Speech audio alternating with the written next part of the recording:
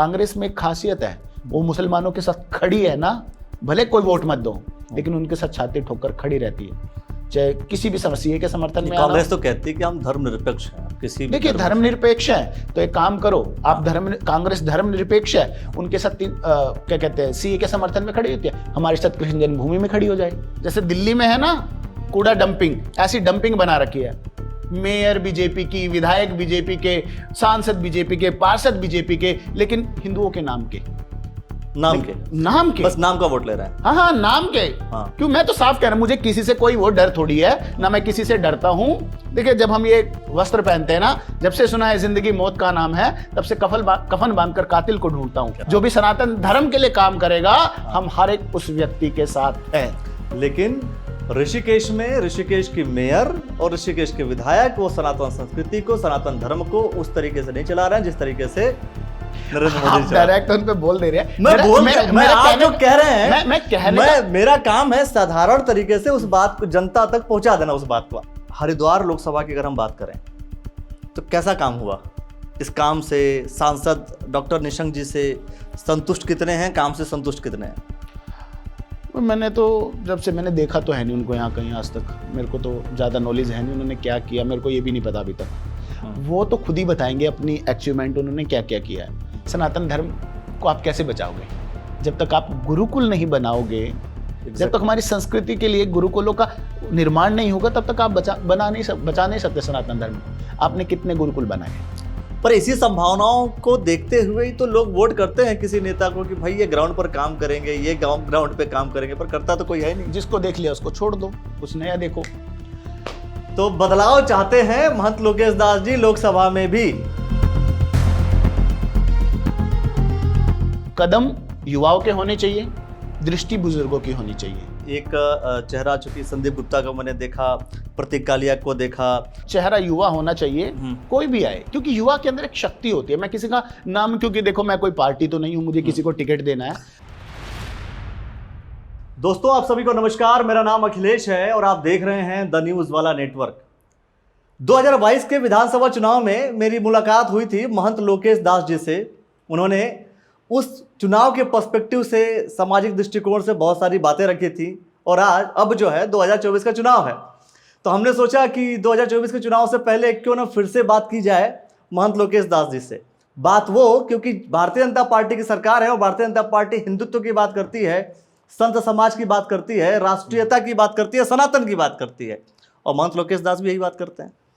तो आपका बहुत बहुत स्वागत करता हूं मैं। और ये सवाल कि क्या वास्तव में जो भारतीय जनता पार्टी, चूंकि मैं डायरेक्ट पार्टीगत बात कर रहा हूं, हालांकि किसी संत से पार्टीगत बात नहीं करनी चाहिए, लेकिन जब पार्टी संतों की बात कर रही है, सनातन की बात कर रही है, तो क्या वो जो कह रही है वो एक्चुअल में कर रही है, नहीं कर रही है, हमें ये आपसे जानना है। सर्वप्रथम सभी दर्शकों को मेरा प्यार भरा प्रणाम और अखिलेश जी को बहुत बहुत धन्यवाद। जैसे कि आपने बात होती विचारधारा की, और हम समर्थन उसी का करते हैं जिससे हमारी विचारधारा मिलती है। अब वो कोई भी पार्टी हो सकती है। मैंने पिछले इंटरव्यू में आपको एक बात कही थी कि कोई भी पार्टी के लोग, हम सनातन धर्म के वो हैं, हम सनातन धर्म को प्रेजेंट करते हैं, तो हमें लगता है कि जो हमारे साथ खड़ा होगा हमें उसके साथ खड़ा होना चाहिए, चाहे वो कोई भी पार्टी हो, या समाजवादी पार्टी आए, चाहे कांग्रेस पार्टी आए, चाहे बीजेपी आए, चाहे कोई भी होगा, हम उसका समर्थन खुलकर करेंगे। जो हमारे सनातन धर्म का समर्थन करेगा हम उनके साथ खड़े रहेंगे। मैंने पिछली बार एक बात कही थी, यदि अखिलेश यादव सीए का समर्थन कर सकते हैं, एनआरसी का समर्थन करते हैं, ममता बनर्जी या कोई भी, सभी पार्टियां मिलकर एनआरसी सीए का समर्थन कर सकते हैं, बुर्के का समर्थन कर सकते हैं, 370 का विरोध कर सकते हैं, तो वो हमारे राम जन्मभूमि और कृष्ण जन्मभूमि का समर्थन क्यों नहीं कर सकते? क्यों नहीं करते?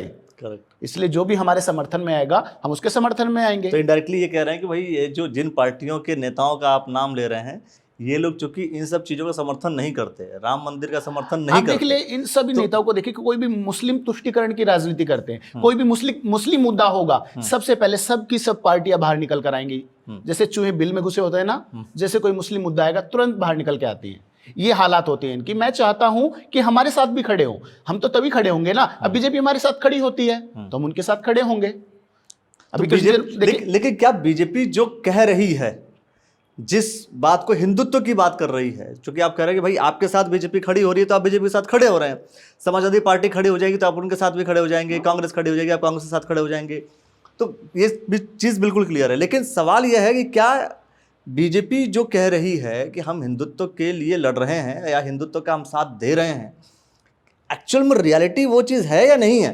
देखिए, वो चीज एग्जिस्ट कर पा रही है, नहीं कर पा रही के लिए मेरे बहुत पीड़ा होती है। मैं बीजेपी के साथ हमारी विचारधारा मिलती है और तो इसलिए मैं उनके साथ खड़ा भी रहता हूं, लेकिन मुझे पीड़ा तब होती है ऊपर से तो हो रहा है, चाहे योगी जी हो, हेमंत बिस्वा हो, मोदी जी हो, कोई भी, ये सब लोग तो काम कर रहे हैं, लेकिन हमारे जो यहाँ के लोकल लोग हैं कहीं भी हो, चाहे हरियाणा में हो, कहीं भी उत्तराखंड में, अभी आप देख रहे हैं त्रिवेणी घाट की हालत देखोगे ना आप सोचिए कि बारिश कब आई थी, उस समय जब बाढ़ आई थी, किस समय आई थी, लेकिन त्रिवेणी घाट हमारे सनातन धर्म का सबसे बड़ा अंग है। ऋषिकेश कोई भी आता है तो सबसे पहले हमारे ऋषिकेश में त्रिवेणी घाट की आरती के बारे में पूछता है। ये केवल भारत में नहीं, पूरे विश्व में फेमस आरती है हमारी त्रिवेणी घाट की आरती। अब वहां पर जाकर देखोगे ना, कूड़े का ढेर बना रखा है, जैसे दिल्ली में है ना कूड़ा डंपिंग, ऐसी डंपिंग बना रखी है। मेयर बीजेपी की, विधायक बीजेपी के, सांसद बीजेपी के, पार्षद बीजेपी के, लेकिन हिंदुओं के नाम के बस नाम का वोट ले रहे हैं। हाँ, नाम के। क्यों? मैं तो साफ कह रहा हूं, मुझे किसी से कोई वो डर थोड़ी है, ना मैं किसी से डरता हूं। देखिए, जब हम ये वस्त्र पहनते हैं ना, जब से सुना है जिंदगी मौत का नाम है, तब से कफन बांधकर कातिल को ढूंढता हूं। मैं किसी से डरता नहीं हूं, कोई भी हो। मुझे समाज की आवाज उठानी है, मैं किसी पार्टी की आवाज उठाने नहीं आया, मुझे समाज की आवाज उठानी है। त्रिवेणी घाट पर बाहर से, विदेशों से लोग आते हैं तो वो क्या हमसे सवाल करते हैं, छवि जाएगी? बिल्कुल, क्या छवि जा रही है? आप नहीं जा रहे, मैं विदेश बाहर की यात्रा पर निकलता हूं, वहां पर देखिए क्या सफाई है। उनका कोई तीर्थस्थल नहीं, मैं आपको विश्वास नहीं होगा, मैं नीदरलैंड में था, हमारे स्वामी जी, हमारे दिनेश्वर जी महाराज जी वहां पर आश्रम में रुका था। वहां पर बाहर एक नाला है, नाले में एक पत्ता तक नहीं, एक पत्ता तक, ये चीज है। उनका देश के प्रति प्रेम है। और हमारे यहाँ पर माँ गंगा माँ को माँ कहते हैं, और वहाँ की ऐसी दशा है, वहाँ पे कूड़ा आप जाकर जरूर देखिएगा। मैं आपको निवेदन करना चाहूंगा, आप जाकर देखिए, उस चीज को कैप्चर कीजिए, इसके लिए आवाज उठाइए। और हमारे समाज में सबसे बड़ी दिक्कत क्या है? वोट देने। आर्टिकल, हमें वोट देने का अधिकार तो है, लेकिन अपनी आवाज उठाने का भी अधिकार है। लेकिन समाज के लोग, प्रबुद्ध लोग इस बात को भूल जाते हैं, कोई भी इसके लिए आवाज नहीं उठा रहा। मुझे बड़ी पीड़ा होती है, मैं वॉकिंग करने के लिए डेली जाता हूं, मेरे मन में बहुत दिनों से ये पीड़ा थी, लेकिन कोई आवाज उठाने के वो ही नहीं है, कोई आवाज नहीं उठा रहा है। ऐसा भी होता होगा कि कुछ लोग कुछ चीजों के आदी हो जाते हैं, या वही कि हाँ ठीक है, चल रहा है तो आवाज उठाना फिर छोड़ देते हैं। यही कमी है हमारे समाज में, यही कमी समाज में है। ये सब काम तो नहीं करेंगे। अभी चुनाव देखना, अभी कोई भी चुनाव के समय कोई नहीं, 5 साल सब के सब गायब थे। अभी देखना चुनाव के समय कैसे निकल के आएंगे सब के सब कैंडिडेट। मैं तुमसे पूछूं, जाते कहां ये 5 साल तक? अभी चुनाव होगा, कहां जाते ये? दोस्तों, अगर आपको पता है, क्योंकि लोकेश दास जी बहुत साफ तौर पर सवाल कर रहे हैं कि आखिर जब चुनाव के समय तो आप आ जाते हो, जब चुनाव समाप्त हो जाता है इसके बाद आप जाते कहां हो, रहते कहां हो, करते क्या हो? वही मैं पूछना चाहता हूं। अभी इनको 3 महीने का टाइम मिलेगा चुनाव प्रचार करने का। एक के घर में ये 4 बार चले जाते हैं, 3 महीने में एक घर में 4 बार जा सकते हैं। तो भाई तुम्हें तो 5 साल मिले हैं, क्या तुम एक घर में एक बार नहीं जा सकते? क्या उनकी समस्याओं को नहीं सुन सकते? इनको सुनना चाहिए। चुनाव के समय आ जाते हैं ऐसे लोगों से, मुझे बड़ी नफरत है।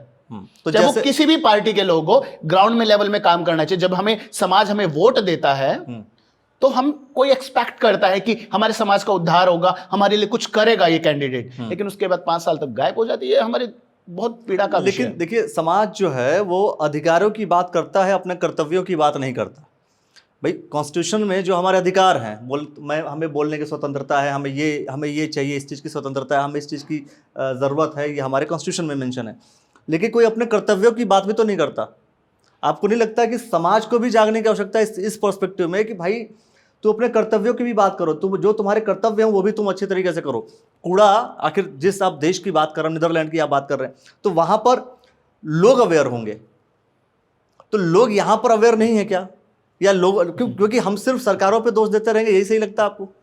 अखिलेश जी, मैं आपको एक बात बता दूं, सरकारों पर दोष इसलिए दिया जाता है, जो कानून होता है ना वो सरकारों के द्वारा ही बनाया जाता है। सत्य। आप नीदरलैंड में हैं, आप ट्रैफिक में चल रहे हैं, आप हॉर्न नहीं बजा सकते। वहां की जो ट्रैफिक रूल है आप उसको क्रॉस नहीं कर सकते, आपके घर तुरंत चालान हो जाएगा, आपके पास तुरंत चालान पहुंच जाएगा। वहां आप किसी को फोन नहीं कर सकते। हमारे चच्चा जी विधायक हैं हाँ, ये सही हमारे उनसे संबंध है, वहां कोई किसी से कोई रिलेशन नहीं है, just because of the law. ये लॉ को कौन बनाता है? अभी हमारे नेता ही बना रहे हैं। तो यही बनाते, इसलिए सरकारों पर दोष दिया जाता है। अब वहां पर त्रिवेणी घाट पर कैमरे क्यों नहीं लगाते? क्या दो पुलिस तैनात नहीं कर सकते आप? जो भी वहां कूड़ा डाले उसके ऊपर सजा होनी चाहिए, जुर्माना लगना चाहिए।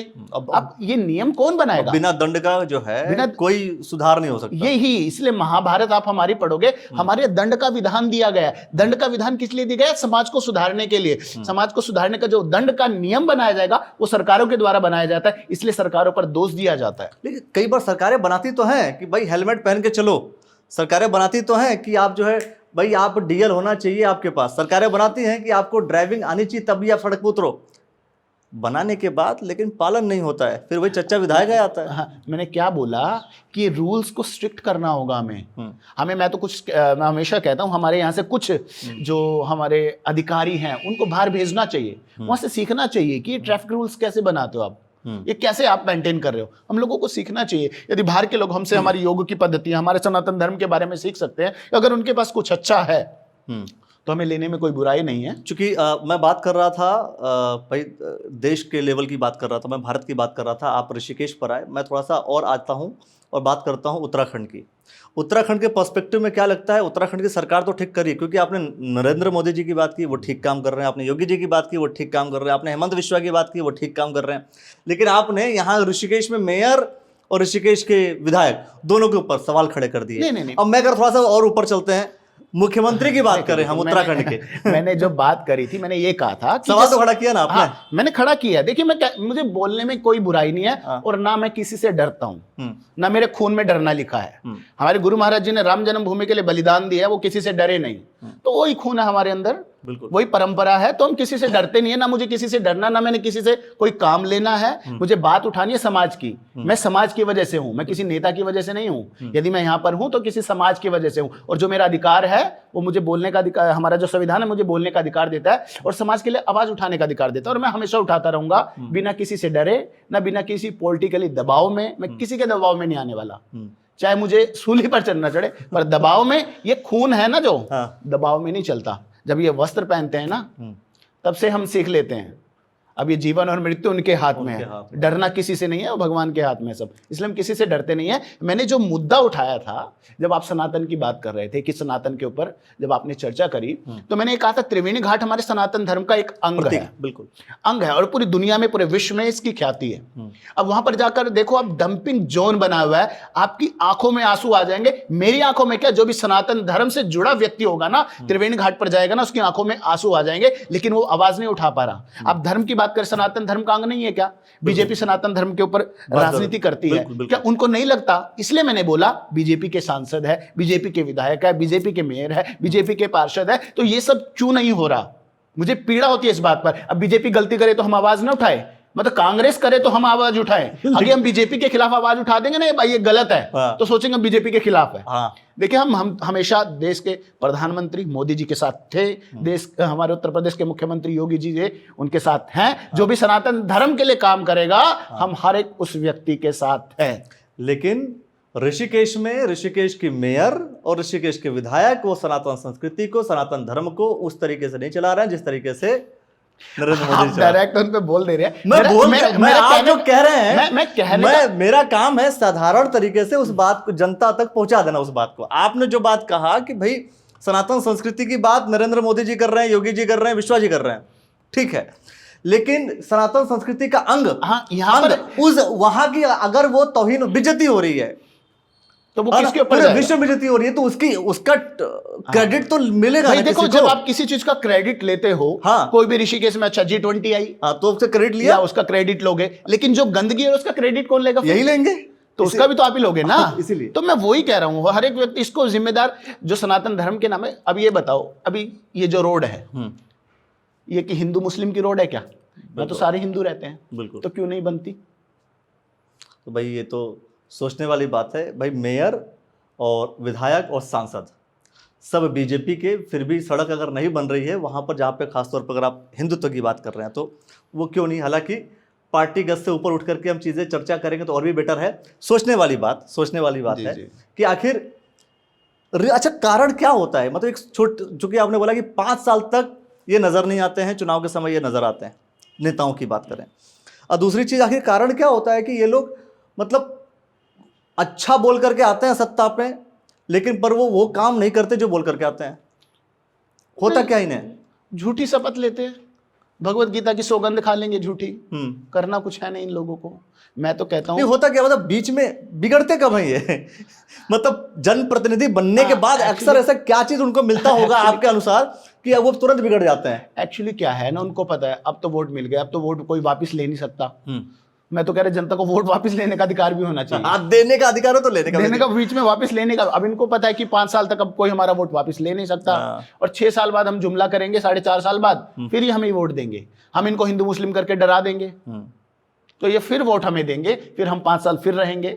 मैं तो कह रहा हूं एक ऐसे व्यक्ति को वो आना चाहिए सामने जो ग्राउंड लेवल पे काम करे। ऐसा कोई व्यक्ति ऋषिकेश में आपको दिख रहा है? अगर मैं, चूंकि अभी बहुत ही नज़दीकी समय में मेयर का भी चुनाव होगा, निगम का चुनाव होगा, ऐसे कुछ, चूंकि आप युवा हैं, युवा संत की मैं बात कर रहा हूँ, युवाओं में जोश अलग होता है, लगता है आपसे कुछ ऐसे नाम, ऐसे चेहरे आप बता सकते हैं जिनसे हम भी चर्चा करें और हम भी बात करें? देखिए नाम तो मैं किसी का नहीं लूंगा, पर एक युवा चेहरा सामने आना चाहिए। युवा चेहरा, देखो एक जंगल में ना आग लगी थी, एक व्यक्ति वहां पर लंगड़ा था और एक अंधा था। अब लंगड़ा है पर उसके पास पैर नहीं, वो भाग नहीं सकता। अंधा है, उसको भागना का वो पता नहीं है। तो उस समय उस लंगड़े ने अंधे ने उसको कहा, लंगड़े को, तू मेरे कंधे पर बैठ, मैं रास्ता बताता रहूंगा, हम दोनों चलते रहेंगे, हम दोनों इस जंगल से, जलती आग से बाहर निकल जाएंगे। ऐसे ही कदम युवाओं के होने चाहिए, दृष्टि बुजुर्गों की होनी चाहिए, तो दोनों के दोनों हमारे समाज को पार लेकर चले जाएंगे। तो मुझे लगता है युवा चेहरा सामने आना चाहिए, वो कोई भी हो सकता है। मतलब जो बुजुर्ग हो वो बैठ करके सिर्फ और सिर्फ गाइडेंस करे, क्योंकि देखो कार्य करने और काम युवा करना। अभी माउंट एवरेस्ट पे चढ़ने की मेयर युवा बन जाए और सिर्फ गाइड देने का काम बाकी जो बुजुर्ग लोग हैं वो करते रहें। देखो क्या होता है ना, अभी मैं कहूँ आपको माउंट एवरेस्ट पे चढ़ना है, आप चढ़ जाओगे, लेकिन आपको गाइडेंस किसकी चाहिए? सही बात है, जो कि चढ़ना कैसे है, जो चढ़ा हुआ है, जो कभी गया होगा, जो आपको चढ़ना कैसे है, क्या प्रॉब्लम्स आ सकते हैं, ऑक्सीजन सिलेंडर कहाँ तक लेके जाना है, कैसे लेकर जाना है, जो बहुत सारी प्रॉब्लम्स होती हैं उसको वो बड़े बताएंगे हमें। पर चलना आपको, चढ़ आप ही पाओगे। तो समाज की समस्या बीच में रहेगा, उसके अंदर युवा के अंदर एक एनर्जी होती है, वो समाज के बीच में बना भी रहेगा। तो मुझे लगता है कि युवा चेहरा सामने आना चाहिए। बहुत सारे जो युवा चेहरे हैं उनका भी नाम, अगर मैं एक चेहरा, चूंकि संदीप गुप्ता को मैंने देखा, प्रतीक कालिया को देखा, वनिता मंगई अभी खैर अभी उनका अलग है, तो ऐसे युवा चेहरे में कोई भी आ जाए, या कोई भी, देखो मैं क्या कह रहा हूँ, चेहरा युवा होना चाहिए, कोई भी आए, क्योंकि युवा के अंदर एक शक्ति होती है। मैं किसी का नाम, क्योंकि देखो मैं कोई पार्टी तो नहीं हूँ, मुझे किसी को टिकट देना है, पर एक समाज का प्रतिनिधि होने के कारण मुझे लगता है कि युवा जब संतों की बहुत भूमिका होती है वैसे राजनीति में टिकट देखिए हमने कभी इंटरेस्ट भी नहीं लिया, पर हमने भगवान से प्रार्थना की जो भी हो एक अच्छा कैंडिडेट आए, युवा कैंडिडेट आए जो कि समाज में ग्राउंड लेवल पे काम कर सके, ग्राउंड में रह के काम कर सके, तो एक ऐसा चेहरा सामने आना चाहिए। तो चलिए दोस्तों, आपसे सवाल कर लेता हूं मैं कि आखिर ऋषिकेश में अगर हम युवा चेहरे की बात करें तो वो कौन सा युवा चेहरा हो सकता है जो ऋषिकेश नगर निगम का अगला मेयर बन सकता है, वो आप हमें कमेंट सेक्शन में जरूर बताइए। अगला सवाल जो आपसे, मैं चूंकि बात कर रहा हूं, अब थोड़ा सा स्टेट की बात कर लेते हैं। स्टेट में क्या बीजेपी ठीक कर रही है भाई? लोकल लेवल पे, हम ऋषिकेश लेवल पे तो आपने बोल दिया कि भाई ये समस्या है जो उनको सॉल्व करना चाहिए। स्टेट लेवल की अगर हम बात करें, उत्तराखंड की बात करें, तो यहाँ पे क्या समस्या दिख रही है? धामी जी एक युवा चेहरे हैं, उनका और लोगों से बहुत बेटर चल रहा है, जो और लोगों से बेटर, पुराने वालों से बेटर है, पुराने वाले से बहुत बेटर चल रहे हैं। और मुझे लगता है वो उत्तराखंड को एक अच्छे सीएम मिले हैं और वो आगे अच्छा काम भी करेंगे। लेकिन मेरी समाज में सबसे बड़ी, हमारे उत्तराखंड की में सबसे बड़ी समस्या आज पता क्या है? पलायन। भले लोग इस पर आवाज ना उठाते हों, लोग इस पर अपना कंसंट्रेशन ना करते हों। बीजेपी ने उठाई थी आवाज, जब बीजेपी सत्ता से बाहर थी तो बीजेपी ने ये सवाल खड़ा किया था कांग्रेस सरकार के ऊपर कि ये लोग पलायन हो रहा है और रोक नहीं पा रहे हैं। जब ये सत्ता में आए तब इन्होंने आवाज उठाना बंद कर दिया। क्योंकि मैं कहता ना, कोई कहता है कागन की लेखी, मैं कहता हूं निज नयन की देखी। मैं तो खुद देखकर पहाड़ों में आया हूं। देखिए पहाड़ की समस्या क्या है, ना कोई हॉस्पिटल्स है, ना कोई स्कूल है। खेती बाड़ी करते हैं तो उसमें गुलदार आकर फसलें खराब कर देते हैं। अब हर एक व्यक्ति चाहता है कि मेरा बच्चा बड़ा होकर कुछ बने, डॉक्टर बने, इंजीनियर बने, कोई बड़ा अधिकारी बने, पायलट बने, या किसी भी उच्च पद पर जाए, जज बने, जो भी कोई उच्च पद पर जाए। वो बिना स्कूल के तो होगा नहीं। अब वो बच्चा क्या करता है? पढ़ने के लिए नीचे आता है। वो पढ़ने के लिए नीचे आता है तो वो उसी समाज में ढल जाता है। अब वो वहीं पर सेट हो जाता है, पहले किराए पर कमरा लेते हैं, फिर धीरे धीरे वहीं पर ऐसी स्थिति बनती है वो अपने माता पिता को ही बुला लेता है कि आप भी शहर में आ जाइए। ऐसे कर करके, क्योंकि आपके वहाँ पर कोई हॉस्पिटल नहीं है। अभी गंगी गांव में गया था मैं, उन्होंने मेरे को एक लड़का बच्चा मिला, उस बच्चे को एक फ़ोन करना था, उसको फ़ोन करने के लिए 5 किलोमीटर तक आना पड़ा। वो तो खैर हमारे साथ गाड़ी में आया, हमने कहा वापस कैसे जाओगे, कह रहे हम पैदल जाएंगे। अब सोचो कोई जी रहा हो, मर रहा हो, आप इमरजेंसी होता है ना कि एम्बुलेंस को किसी को कॉल कर, आप कुछ भी नहीं कर सकते। 5 किलोमीटर आपको जाना पड़ेगा कॉल करने के लिए। और मैंने कहा वापस कैसे जाओगे, कह रहे पैदल। तो वो पैदल 5 किलोमीटर एक फ़ोन करने के लिए, मतलब ये स्थिति है। तो इस पर सरकार को विचार करना चाहिए, क्योंकि ना पर वहाँ कोई हॉस्पिटल है। उसने मुझे बताया कि यहाँ पर जब कोई बीमार होता है ना, यहाँ कोई हॉस्पिटल नहीं है, हम कंधे पर उठाकर उसको लेकर जाते हैं 20-25 किलोमीटर तक कंधे पर। आप सोचिए, एक मरीज इंसान तो मर ही जाएगा रास्ते में। बिल्कुल। तो मुझे लगता है कि इस पलायन को रोकने के लिए हमें पहाड़ों की तरफ ध्यान देना, व्यवस्था डेवलप करनी चाहिए। लेकिन वही मैं आपसे कह रहा हूँ कि जो सरकार है, बीजेपी सरकार जब सत्ता में नहीं थी, अपोजिशन में थी, तो ये माना जाता है कि बीजेपी जब अपोजिशन में होती है तो शोर शराबा अच्छा करती है, आवाज अच्छा उठाती है, पक्ष में बैठने की आदत है ना, कांग्रेस को है नहीं। कांग्रेस को आदत नहीं है, कांग्रेस इसलिए मुद्दा नहीं उठा पाते। अच्छा, कांग्रेस को सत्ता में बैठने की आदत है, इसलिए वो मुद्दा नहीं उठा पाते। एक्चुअली विपक्ष में बैठने की आदत नहीं है ना, तो उसको पता नहीं है कि मुद्दे कैसे उठाते हैं। स्मृति ईरानी को देखा था सिलेंडर के बारे में कैसे, इन लोगों को आता नहीं है क्योंकि इन लोगों को आदत नहीं है। यदि ये इनको आदत होती तो त्रिवेणी घाट का मुद्दा अच्छे से और यही रीजन है कि कई बार बीजेपी के लोग भी अपनी सरकार के खिलाफ बैठ जाते हैं धरने पे, क्योंकि उनको सिर्फ आता है, आदत है ना अपोजिशन में बैठना, है ना, ये समस्या है। लेकिन सबसे बड़ी बात है, अपोजिशन में अगर बैठना आता है तो उनके मुद्दे भी उठाइए जिनका आपने वोट लिया है।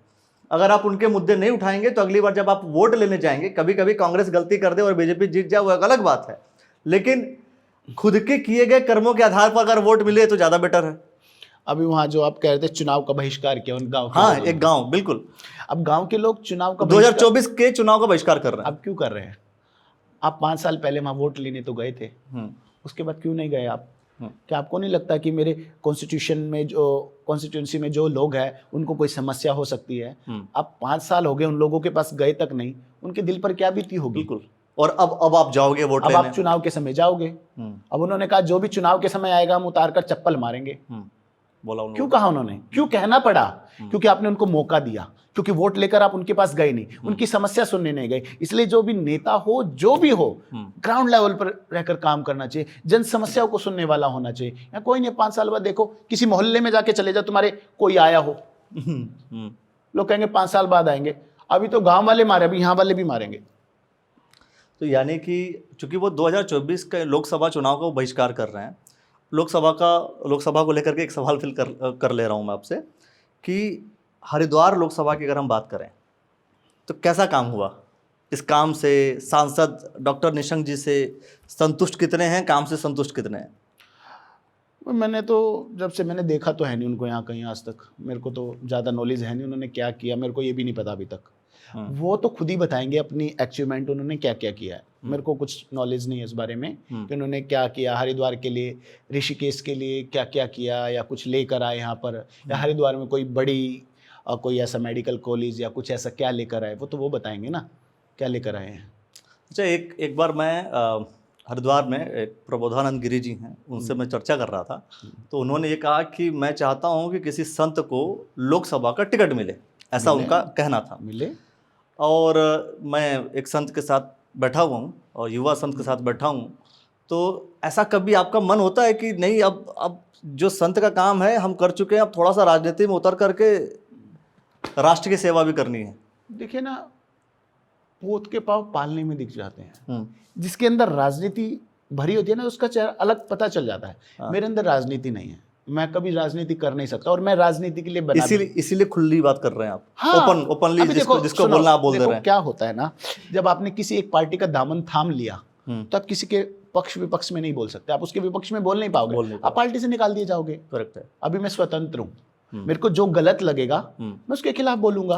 अब मैं किसी पार्टी में हूँ, मेरी पार्टी गलत कर रही है, मैं आवाज नहीं उठा सकता, मैं घुट के मर जाऊंगा अंदर अंदर कि ये गलत कर रहे हैं, लेकिन मैं आवाज नहीं उठा। कई बार हमें भी ऐसे नेता मिलते हैं, कहते हैं हमारी पार्टी में गलत हो रहा है, पर वो बोल नहीं पा रहे हैं। अब क्या हम किसी पार्टी से नहीं है? हाँ ठीक है, हमारी विचारधारा बीजेपी से मेनली क्या, हम संघ जिसके साथ खड़ा होगा, विश्व हिंदू परिषद जिसके साथ खड़ा होगा, हम उनके साथ खड़े होते हैं। सीधी सी बात है। हाँ। ये मेरे पूज्य गुरुदेव महाराज जी की विचारधारा है। हमेशा हम उन लोगों के साथ ही खड़े होते हैं, लेकिन बाद में ये अपने जो बातें करते उस पर खड़े नहीं उतर पाते। मैं इन लोगों से पूछना चाहता हूँ, सनातन धर्म के नाम पर आते हैं, सनातन धर्म को आप कैसे बचाओगे? जब तक आप गुरुकुल नहीं बनाओगे, जब तक हमारी संस्कृति के लिए गुरुकुलों का निर्माण नहीं होगा, तब तक आप बचा नहीं सकते सनातन धर्म को। आपने कितने गुरुकुल बनाए? गुड।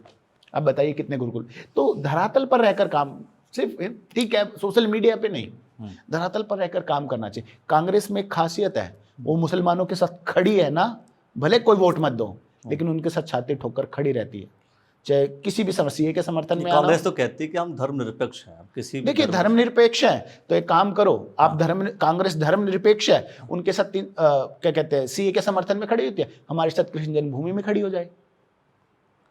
धर्मनिरपेक्षा का मतलब इसीलिए ना जब युवा संघ से आप बात करें तो लॉजिकल चीजें बिल्कुल ही क्रिस्टल क्लियर होकर के सामने आ जाती हैं कि अगर आप वहां सीए में उनके साथ समर्थन, सीए में, बुरके में, 370 के विरोध में आप उनके साथ खड़े हो सकते हो। हाँ तो कृष्ण जन्मभूमि में हमारे साथ खड़े हो जाओ, मैं आपका साथ दूंगा, खुलकर दूंगा, तभी आप मानेंगे कि वो धर्मनिरपेक्ष हैं। हाँ, धर्मनिरपेक्ष का मतलब क्या होता है? एग्जैक्टली यही है, पक्ष का थोड़ी होता है। बिल्कुल बिल्कुल। अब तो ये चल रहा है ना, कांग्रेस मुसलमानों की, बीजेपी हिंदू की, कोई धर्मनिरपेक्ष नहीं, कोई सेकुलर नहीं है। राजनीति सबकी अलग अलग है ना। सबके वोटर्स अलग अलग हैं, सबके वोटर्स डिफाइंड है, प्री डिफाइंड है कि भाई ये यहाँ पर वोट देंगे, ये यहाँ पे वोट देंगे। अब देखो कांग्रेस खालिस्तान के साथ क्यों खड़ी है? चाहे उनको मुद्दा ना पता हो पूरा, क्या क्या कुछ भी ना पता हो, लेकिन खालिस्तानी के साथ क्यों खड़ी है? कुछ भी ना पता इन लोगों को, लेकिन क्योंकि मुस्लिम कंट्री है, हमें मुस्लिमों के वोट चाहिए, हम उनके रहनुमा हैं, वोट सिर्फ हम ही लेंगे, बीजेपी का अधिकार नहीं है मुस्लिमों के वोट पर। इसलिए कोई भी मुस्लिम का वो होगा तो तुरंत एकदम आवाज। लोकसभा में कैसा चेहरा चाहिए आपको फिर? लोकसभा में जो ग्राउंड लेवल पे काम कर सके। कौन ऐसा कोई दिख रहा है? मैं नाम स्पष्ट नहीं करना चाहूंगा, किसी का नाम नहीं लेना चाहूंगा, नहीं मेरे ऊपर राजनीति शुरू कर देंगे आप लोग। मैं चाहता हूं कि जो ग्राउंड लेवल पर काम करे वो कोई भी हो, कोई भी हो। पर इसी संभावनाओं को देखते हुए ही तो लोग वोट करते हैं किसी नेता को कि भाई ये ग्राउंड पर काम करेंगे, ये ग्राउंड पे काम करेंगे, पर करता तो कोई है नहीं। जिसको देख लिया उसको छोड़ दो, कुछ नया देखो। तो बदलाव चाहते हैं महंत लोकेश दास जी लोकसभा में भी। आप सोच रहे हैं कि मैं डायरेक्ट बोल रहा हूं, लेकिन मेरा काम है, मैं डायरेक्ट ही बहुत सारी बात जो ग्राउंड आपको लगता है, नहीं आपके कैंडिडेट ने ग्राउंड लेवल पर काम नहीं किया, हाँ, तो कैंडिडेट अलग चुन लो, अपना अलग। नहीं, चूंकि वो वहां पे विरोध भी हो रहा है ना 2024 के चुनाव का, तो इसलिए मैंने बोल दिया कि जबकि हाँ, मैं क्या कह रहा हूँ, आपको लगता है, मैं ये नहीं कह रहा, बदला आपको अगर लगता है आपके कैंडिडेट ने, तरीका आपने बताया, तरीका ये है कि भाई जिसको देख लिया और पसंद नहीं आया तो चेंज कर दो। हाँ, आपको पसंद नहीं आया तो आप वोट दो। अच्छा, ऐसा नहीं है कि आप इनको चेंज करना चाह रहे हैं वर्तमान वाले को। मैंने क्या कहा, मेरी बातों को घुमा कर मैंने कहा आपको लगता है आपके कैंडिडेट ने ग्राउंड लेवल पर काम नहीं किया है, तो किसी और को वोट दे। गुड। और भी कैंडिडेट है। तो दोस्तों, जो आज का डिस्कशन है इसे सुन करके आपको क्या समझ में आ रहा है? बहुत ही खुले तौर पर ओपनली मैं समझता हूँ कि महंत लोकेश दास जी ने बीजेपी की भी बात की, कांग्रेस की भी बात की। बात वो कि जो सनातन संस्कृति के साथ खड़ा रहेगा, जो हिंदुत्व के साथ खड़ा रहेगा, जो हमारे साथ खड़ा रहेगा, हम उसके साथ खड़े रहेंगे। लेकिन कहने की बजाय अगर किया जाएगा तो और ज़्यादा बेहतर है। नरेंद्र मोदी जी अच्छा काम कर रहे हैं, लेकिन जो लोकल नेता उतना बेहतर काम नहीं कर रहे हैं। अगर वो बेहतर काम करें तो शायद कनेक्टिविटी और बढ़े। इन सारे विषयों को लेकर के आप क्या कुछ सोचते हैं वो आप कमेंट सेक्शन में अपनी प्रतिक्रिया अवश्य दे दीजिएगा। महंत लोकेश दास जी ने जो बातें कही हैं, उन बातों को सुन करके, समझ करके क्या आपको लगता है इन्होंने जो कही है वो सच है, गलत है? जो कुछ भी आप प्रतिक्रिया देना चाहते हैं वो भी आप दे सकते हैं। आपने जो समय दिया हमें, इसके लिए बहुत बहुत धन्यवाद आपका। जय श्री राम। और मैं समझता हूँ अगली बार किसी और विषय को लेकर के आप जरूर चर्चा करेंगे। दोस्तों, वीडियो को लाइक कर लीजिए, शेयर कर लीजिए, अपनी प्रतिक्रिया अवश्य दीजिए और देखते रहिए द न्यूज़ वाला नेटवर्क।